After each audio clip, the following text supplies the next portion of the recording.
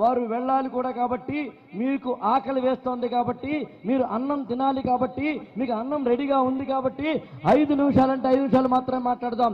ఎలాగూ 5 నిమిషాలు మాత్రమే మాట్లాడతాను కాబట్టి నేను పెదాలతో కాకుండా గుండెతోటి, హృదయంతో, ఆత్మతోటి, నా రక్తంతో, నా ప్రాణంతో మాట్లాడతాను. మీరు కూడా అలాగే వినండి.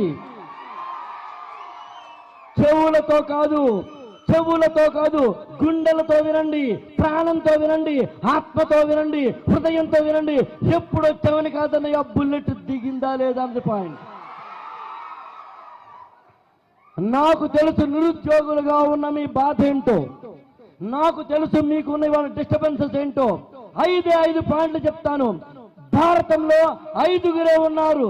పంచ పాండవులు కలిసి కట్టుగా చేతికి 5 వేలు ఎలాగైతే పిడికిలి బిగిస్తే ఒక దప్పు కొడితే కనుక తీరిపోద్దో అవతలోడికి, ఇలా కొడితే గోడ బద్దలైపోద్దో, అలాగా అతడు సినిమాలో మహేష్ బాబు కొట్టినట్టుగా 5 పాయింట్లలో పాయింట్ నెంబర్ 1, మీరు మాత్రమే ప్రిపేర్ అవడం లేదు. మీకు మాత్రమే లక్ష్మీకాంత్ బుక్ లేదు, మీకు మాత్రమే ఒక బుక్ లేదు.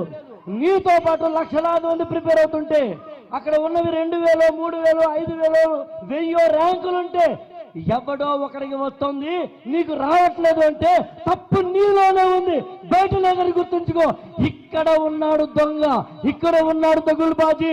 పసిడి పథకాల హారం కాదురా విజయ తీరం. ఆట అనే మాటకర్థం నిన్ను నువ్వే గెలుచు యుద్ధం. ఫస్ట్ నిన్ను కడుక్కో. ఫస్ట్ నీలో ఉన్నాడు ర్యాంకర్. ర్యాంకు వచ్చిన తర్వాత 3 తలకాయలు, 5 ఏమో చేతులు రావు, నువ్వే. అందుకని ఇవాళ డిసైడ్ అవు. రాత్రి ఇంటికెళ్ళు, తలుపులన్నీ మూసాయి, సెల్ ఫోన్ స్విచ్ ఆఫ్ చేసేయి, సోషల్ మీడియాని పక్కన పెట్టేయి. నీకు ఆల్రెడీ గర్ల్ ఫ్రెండో బాయ్ ఫ్రెండో ఉండే తీసి పక్కన పెట్టేయి. నీతో నువ్వు మాట్లాడు. ఎక్కడ తప్పు జరుగుతోంది, నీలో తప్పులున్నాయని తెలుసుకో. ఎన్ని ఆన్లైన్ కోచింగ్లు ఇచ్చినా, ఎన్ని పుస్తకాలున్నా ఇక్కడ ఉండే అసలైన ర్యాంకులను గుర్తుంచుకో. అందుకు తమ్ముడు, చెల్లాయ్, ఇంటికి వెళ్ళాక తలుపులన్నీ వేసేసి నీతో నువ్వు 2 క్వశ్చన్స్ వేయి. 1, పుస్తకం చదువుతున్నప్పుడు సెల్ ఫోన్ ఓపెన్ చేశానా, సెల్ ఫోన్ ఓపెన్ చేసినప్పుడు పుస్తకం చదువుతున్నానా, 2 చేస్తున్నానా? 2 చేస్తే సర్వనాశనం అయిపోతావని గుర్తుంచుకో. సెల్ ఫోన్ పక్కన పెట్టి మాత్రమే చదువు, సెల్ ఫోన్ స్విచ్ ఆఫ్ చేసి మాత్రమే చదువు. ఆన్లైన్లో ఇక్కడ ఉచితంగా నీకు క్లాసులు ఇస్తున్నప్పుడు, నా తమ్ముడు వాసుదేవరెడ్డి మీకోసం కష్టపడుతున్నప్పుడు, ఇలాంటి కుర్రాడు ఇలాంటి పెద్దల సమక్షంలో ఇలాంటి అత్యద్భుతంగా అవకాశానికి ఇచ్చినప్పుడు వినియోగించుకో. మళ్ళీ ఇంకొక యాప్ ఎక్కడ దొరుకుతుందా అని వెయిట్ చేయకు. ఇది నేను చెప్పాలనుకున్న మొట్టమొదటిది.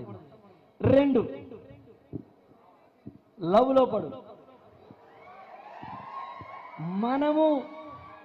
మనము యూత్ కాబట్టి లవ్లో పడతాం. నువ్వు యూత్ ఏంట్రా అంటే చాలా చెప్పొచ్చు, టైం లేదు. మనము యూత్. ప్రేమలో పడు, అర్జెంటుగా ప్రేమలో పడు. ఎవరితో పడాలి? నువ్వు రోడ్డు మీదకి వెళ్ళు, ఒకటిలా బైక్ వేసుకొస్తాడు, వెనకాల ఎత్తుగా ఉంటుంది, కూర్చో. వాడు ఓరు గల్లుకే పిల్ల పిల్ల అన్నాడు, సాంగ్ పాడతాడు. నువ్వు ఈ వర్షం సాక్షిగా, ఇద్దరు కలిసి గాల్లో తేలినట్టుంది, గుండె ఊగినట్టుంది. నీ ఫ్రెండ్ మేఘాలలో చీనీ పోతుకు తగలయ్యా. నువ్వు కనుక నిరుద్యోగిగా ఉన్నప్పుడు అమ్మాయికేసి కన్నెత్తి చూసావంటే దేవుడు శిక్షిస్తాడో లేదో తెలీదు, అమ్మా నాన్న శిక్షిస్తాడో లేదో తెలీదు, పెద్దలు శిక్షిస్తాడు, కానీ నీలో ఉన్న ఒకడు మాత్రం నిన్ను శిక్షిస్తాడు. ర్యాంకర్ కాకుండా పోతావు, జీవితాంతం రోడ్ల మీద అడుక్కు తినాడు తమ్ముడు.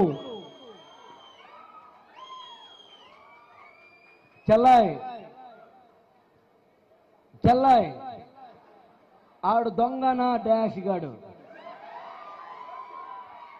ఆడు ముందు నవ్వుతాడు, తర్వాత పువ్విస్తాడు, ఆ తర్వాత లవ్ ఇస్తాడు.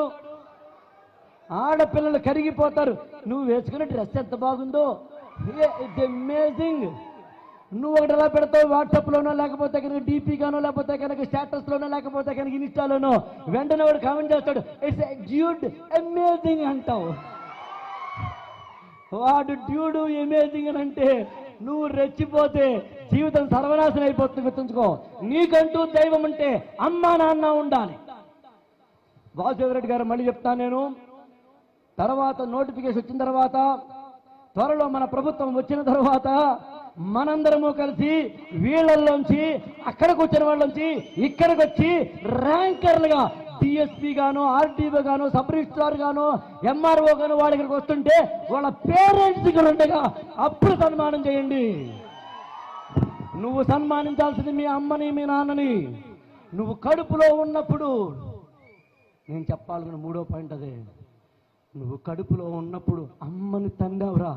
అర్ధరాత్రి 2ంటికి పడుకుని ఉన్నప్పుడు టిక్కు టిక్కుని ఊపుతూ ఉంటే అమ్మకి ప్రాణం ఇలా అయిపోయింది. అమ్మ ఇలా అయిపోయినప్పుడు భర్తను, నాన్నని లేపి, ఏమండి ఏమండి వాడు ఎంత బాగా అవుతున్నాడు, అమ్మాయి ఎంత బాగా తన్నుతోందో అని నువ్వు తన్నినా కూడా ఆనందించిన మహాతల్లి అమ్మరా. నువ్వు లోపల నుంచి బయటకు రావడానికి అమ్మని గుండెల్లో తన్ని బయటకు వచ్చావు. నువ్వు ఫిజిక్స్లో చదివావు, for every action there is equal and opposite reaction ప్రకారం అమ్మను తన్ని నీ బయటకు వచ్చిన నువ్వు ఆ అమ్మని ఇలాంటి ఒక సభలో, ఇలాంటి పెద్దల సమక్షంలో నీకు సన్మానం జరుగుతుంటే నువ్వు ర్యాంకర్గా తొడగొడితే ఆ కిక్కే వేరప్ప. అప్పుడు మీ అమ్మాను, మీ నాన్న ఆనందిస్తారు. అందుకని అమ్మను నాన్నను గౌరవించాలంటే, అమ్మను నాన్నను ఆనందపరచాలంటే, అమ్మ నాన్న ఈ దేశపు జాతీయ జెండాకి ఎంత పొగరుందో అంత పొగరుతో తలెత్తుకు తిరగాలంటే నువ్వు చేయాల్సిందల్లా ప్రేమలో పడాలి. ఎవరితో ఇందని చెప్పాను కదా, వీడు నవ్విస్తాడు, పువ్విస్తాడు, తర్వాత లవ్విస్తాడని. అరే తమ్ముళ్ళు, మొన్నటి వరకు వాళ్ళకే చెప్పేవాళ్ళని రాగా, వీడు కరోనా వైరస్ లాంటి వాడు, జాగ్రత్తగా ఉండండి అని. ఇప్పుడు వాళ్ళ గురించి మీకు చెప్పాల్సి వస్తుంది. వాళ్ళు జాగ్రత్తగా ఉంటారు. కుక్కర్లో పెట్టి చంపేస్తారా రే, కుక్కర్లో పెట్టి చంపేస్తారు, సిమెంట్ బస్తాలో పెట్టి చంపేస్తారా. ఒరే జాగ్రత్తగా ఉండరా. నువ్వు పోలీస్ స్టేషన్, ఆమె పోలీస్ స్టేషన్కి వెళ్ళి ఫలానా వాడు ఇలా ఇలాగా ఇలా ఇలా చూశాడండి అనే లోపలి మీద కేసు పడిపోద్ది. భారతీయ న్యాయ స్మృతి బిఎన్ఎస్ ప్రకారం నువ్వు పోలీస్ స్టేషన్కి వెళ్ళి కొన్ని వాట్సాప్లు చూపించి, కొన్ని ఇన్స్టాలు చూపించి నా మొత్తం శీలం పోయిందంటే పోలీసోడు పట్టించుకోడు, నీ ఫ్రెండ్ కూడా పట్టించుకోడు. ఏం పీకేవురా నువ్వు అని. జాగ్రత్తగా ఉండు. అవసరమా? అందుకని ప్రేమలో పడండి, సమాజంతో ప్రేమలో పడండి, తెలంగాణ మాగాణితో ప్రేమలో పడండి, ఈ దేశంతో ప్రేమలో పడండి, పుస్తకంతో. పుస్తకం చదువుతున్నప్పుడు నిన్ను నువ్వు మర్చిపో. పుస్తకం చదువుతున్నప్పుడు అచింత్యం, అమేయం, అమోఘం, క్షణికమై శాశ్వతమైన దివ్యానుభవాన్ని అనుభవించు. మొత్తం ప్రపంచాన్ని మర్చిపో. లోపల ఉన్నవాడితో మాట్లాడు. ఒక్కసారి కనుక నువ్వు నీ జీవితంలో కనుక, ఇందాక నా పెద్దలుగా ఆయన తెలిసిన యాక్చువల్గా మీ ఇద్దరం ఫస్ట్ టైం ఎక్కడ కలిసాము అని ఆయన నన్ను ఎలాగా కౌగిలించుకుని అన్నారు, మనం ఒకసారి కలిసామండి అని అన్న వెంటనే నేను హైదరాబాద్లో ఐటీసీ కాకతీయలో కలిసాం సార్. ఓ మధ్యాహ్నం 2:30 మీరు వరంగల్ వెళ్ళిపోతూ మళ్ళీ వెనక్కి తీసుకుని కేవలం నాతో మీటింగ్ అంటే వెనక్కి వచ్చారు సార్. మీ సౌహృదయానికి నమస్కృతి చెప్పాను. యాక్చువల్గా ఎప్పుడది 4 ఏళ్ల కిందట. అప్పుడు ఆయన ఏం డ్రెస్ వేసుకున్నారో చెప్పగలను, అప్పుడు నేను ఏం డ్రెస్ వేసుకుని చెప్పగలను, అప్పుడు మేము ఎంత కాఫీ తాగామో చెప్పగలను. ఎందుకు చెప్తానంటే నువ్వు ఏ పని చేస్తే ఆ పనిలో లేనమో. చెంచా ఉంటుంది తేనె సీసాలో, చెంచా తేనెను తాగలేదు. అలా వద్దు. పుస్తకం ఓపెన్ చేస్తావు 1857 అని అంటే రాదు. మర్చిపో, ప్రపంచాన్ని మర్చిపో, సెల్ ఫోన్ ఆఫ్ చేయి, దాన్ని ప్రేమించు. అమ్మాయిని కాదు ప్రేమించాల్సింది, పుస్తకాన్ని ప్రేమించు. అబ్బాయిని కాదు ప్రేమించాల్సింది, భారత రాజ్యాంగంలో ఆర్టికల్స్ ప్రేమించు. చదువుని ప్రేమించండి, సంస్కారాన్ని ప్రేమించండి, గొప్పవాళ్ళు అవ్వండి. ఇంకా నేను చెప్పాలనుకున్న 4వ పాయింట్, ఆ తర్వాత 5తో ముగిస్తాను. 4వ పాయింట్ ఏంటంటే హ్యావ్ ఏ స్టడీ ప్లాన్. రోజు రాత్రి పడుకునేటప్పుడు, ఆ రోజు రాత్రి 10కో 11కో 12కో పడుకునేటప్పుడు వీలైతే ఆ రోజు ఏం చదివావో డైరీ రాయి. వీలైతే ఆ రోజు ఏం చదివావో రాయి. ఆ మరునాడు ఏం చదవాలో రాసుకో. ఆ మరునాడు ఏం చదవాలో ప్లానింగ్ గీసుకో, షెడ్యూల్ వేసుకో. నేను ఇక్కడి వాళ్ళ సభలో సరిగ్గా కుదరదు టైం కాబట్టి నేను అలాంటి కొన్ని ఇన్పుట్స్ నేను వాసుదేవరెడ్డి గారు మీకు ఇస్తాను. ఈ పిల్లలకి అందరికీ అందజేసే ప్లాన్ చేద్దాం. నేను అందిస్తాను కొన్ని స్టడీ షెడ్యూల్స్. ఇంతవరకు ఆ తమ్ముడు వేరు, నేను వేరు. ఇవాళ మేమిద్దరం ఒకటే. విన్నర్స్ వారితో కలిసి మేమిద్దరం కలిసి మనందరం కలిసి నవ్వ తెలంగాణని సృష్టిద్దాం, బంగారు తెలంగాణ సృష్టిద్దాం. పల్లె కన్నీరు పెడుతుందిరా, అక్కడ పల్లె కన్నీరు పెడుతుంది. వెళదాం, వెళ్ళి అక్కడ ఉన్న వాళ్ళందరినీ చూద్దాం. ఆ పల్లెల్లో, ఆ పట్టుల్లో మనం గ్రూప్ 1 గ్రూప్ 2 ఆఫీసర్లుగా నిలబడదాం. లాస్ట్ 5వ పాయింట్ చెప్పి ముగిస్తాను. అది ఏమిటి అంటే, ఈ దేశంలో బాగా ఎదిగిన వాడు ఎవడైనా సరే, ఈ దేశంలో కాదు ఈ ప్రపంచంలో బాగా ఎదిగిన వాడు ఎవడైనా సరే సుఖాలు పడ్డం వల్ల కాదు. ప్రపంచంలో ఇవాళ అత్యంత కోటీశ్వరుడైన ఎలాన్ మస్క్ ఒక మాట అంటాడు, నేను ఒకసారి ప్రత్యేకంగా $1తో మాత్రమే బతకాలి అని, ఆ $1తో మాత్రమే నేను మొత్తం వెళ్ళాలి అని అత్యంత పేదరికాన్ని అనుభవించాను. నేను ఆ పేదరికాన్ని అనుభవించిన తర్వాత నాకు విషయం అర్థమైంది, నేను జీవితంలో ఏదైనా సాధించగలనని. మీరందరూ పేదవాళ్ళు రా తమ్ముడు, చెల్లాయి. మీరందరూ దిగువ మధ్యతరగతి జీవితాలకు చెందిన వాళ్ళు. మీ అమ్మ, మీ నాన్నల్లో చాలా మంది నాకు తెలిసి ఒక్కరు కూడా గ్రూప్ 1 ఆఫీసర్లు కాదు, ఈవెన్ గవర్నమెంట్ టీచర్లు కూడా కాదు, ఎస్ఐలు కాదు, కానిస్టేబుల్ కాదు, సీఏలు కాదు, ఎవరు కాదు. అరే పల్లె పట్టుల్లో అత్యంత చిన్న జీవితాలు ఉన్నాయరా మన అమ్మకి, మన నాన్నకి. వాళ్ళకి ఆ రోజుల్లో ఇలాంటి విన్నర్స్ యాప్ లేదురా, ఇలా వాసుదేవరెడ్డి లేరురా, ఇలాంటి పెద్దలు ఎవ్వరూ లేరురా. అరే నీకు అన్నీ ఇచ్చారు కదరా, ఏమీ లేనోడే సంపాదిస్తున్నాడు, అన్నీ ఉన్నోడు నువ్వెలారా. మరి అంబేద్కర్ ఒక మాట అంటారు, బాబాసాహెబ్ అంబేద్కర్ ఒక మాట అంటారు, నీకు దమ్ముంటే కోడిని మేకని కాదు పులిని సింహాన్ని బలివు అని. పులిని సింహాన్ని ఎవడ బలివ్వలేడు. దాని దగ్గరికి వెళ్తే అది తీసుకెళ్ళిపోద్ది.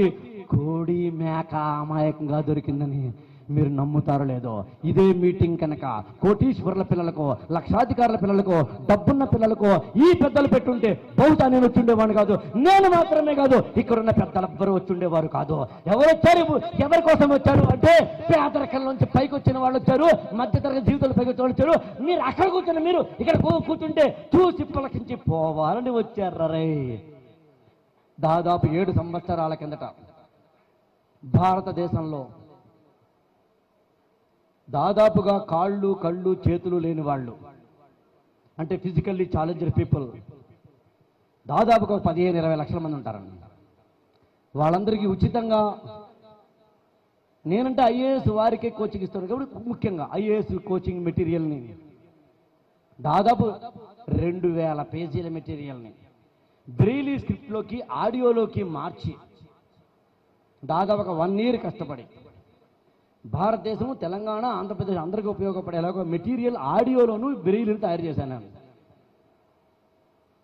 నేను తయారు చేసిన మెటీరియల్ సార్ తెలంగాణలో ఉన్న అన్ని విజువల్లీ ఛాలెంజ్డ్ వాళ్ళందరికీ, అంటే సోషల్ వెల్ఫేర్ డిపార్ట్మెంట్స్లో ఉన్న పిల్లలందరికీ అందుబాటులోకి తీసుకొచ్చి, ఆ రోజు ఇవాళ మీరు ఎలాగైతే నొక్కారో బటన్, అలా ఆ రోజున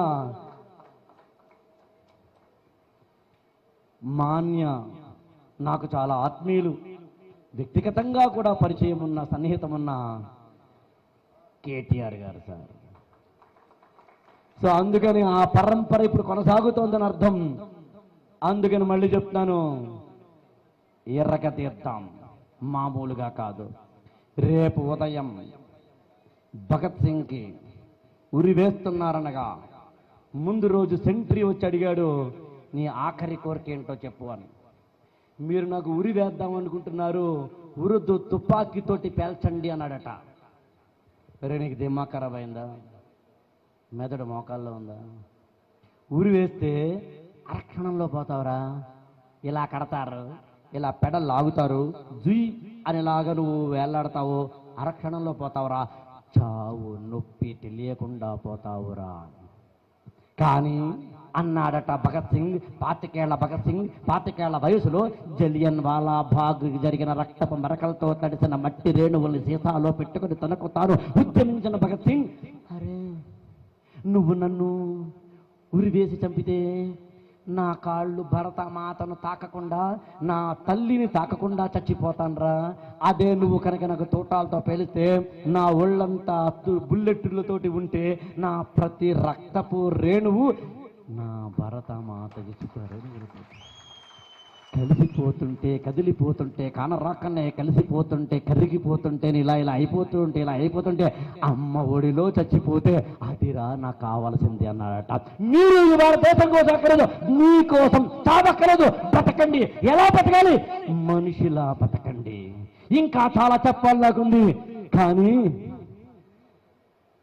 మల్లెతీగకు పందిరి ఓలే, మసక సీకటిలో ఎన్నెల ఓలే, నీ పాదం మీద పుట్టుమచ్చనై చెల్లెమ్మ, తోడ పుట్టిన రుణం తీర్చుకుంటారా తమ్ముడా. తెలంగాణ బిడ్డలుగా మనందరము తెలంగాణకు ఉపయోగపడదాం, సమాజానికి ఉపయోగపడదాం. అలా చేసిన తర్వాత నిరంతరము మనం పోరాడుతూనే ఉంటాం, నిరంతరము మన జీవితాన్ని తెలంగాణ తల్లికి అంకితం ఇస్తూనే ఉంటాం.